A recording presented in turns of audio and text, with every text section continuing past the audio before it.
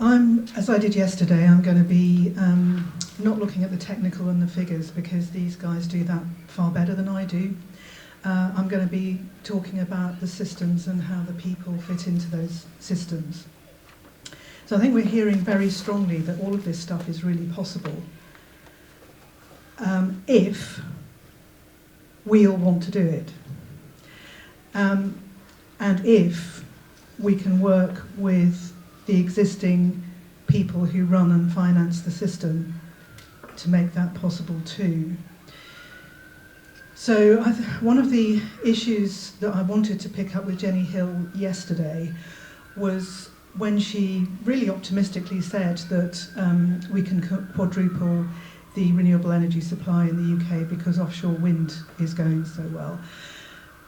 That was a brilliant thing to say, but it just made me worry a little bit because that is exactly what the big organisations who run and finance energy already will want to hear. So they'll want an energy system at the end of all of this, which is owned by them and which we continue to pay for in the same way that we pay for it already.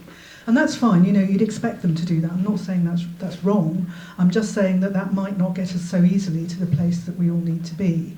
So a question that I would have, and a reason why I would absolutely endorse thinking very locally about this and thinking about the city and how it integrates into its landscape, is that otherwise we are going to be required to do all of that difficult stuff that Nick was talking about in making our houses consume less energy, making our businesses consume less energy.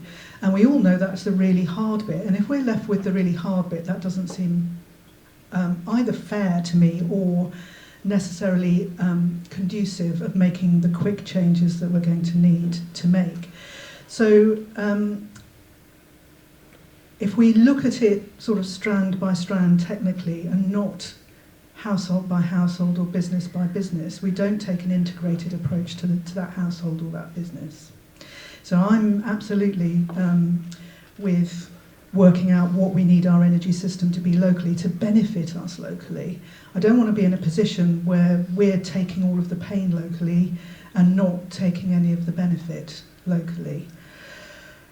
And that means for me that we do have to be very ambitious about what we want to do with the houses and the buildings and the transport system in the way that Carol was saying. I absolutely know that Chris could do it all for us if we asked him to do that.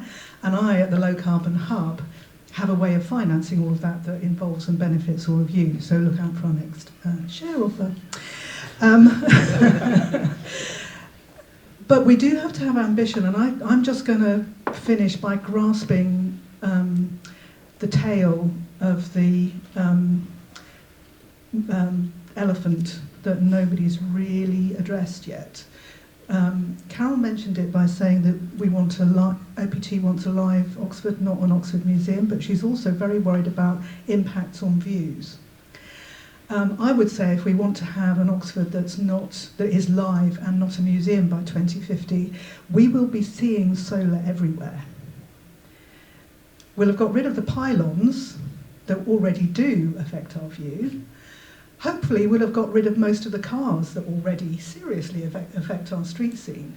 So there are some choices in here that we shouldn't take lightly. We should think very hard about what sort of place we want to live in and what really will affect our lives or not. And for me, I would vote really strongly, although it's you making the choices, as Nick was saying, not me. I would go put solar everywhere it's possible to put it. Doesn't matter whether the building was built in the 14th century or not. That building is going to cope with a few solar panels on it into its next 1400 years of life. And if we don't do that, we'll very quickly get to a point where Oxford is a museum piece that people can't use anymore because they won't be able to afford to run it.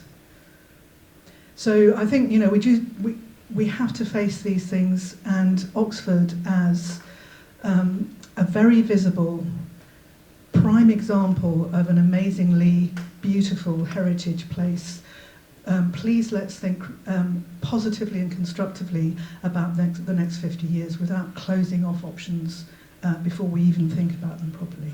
Thanks.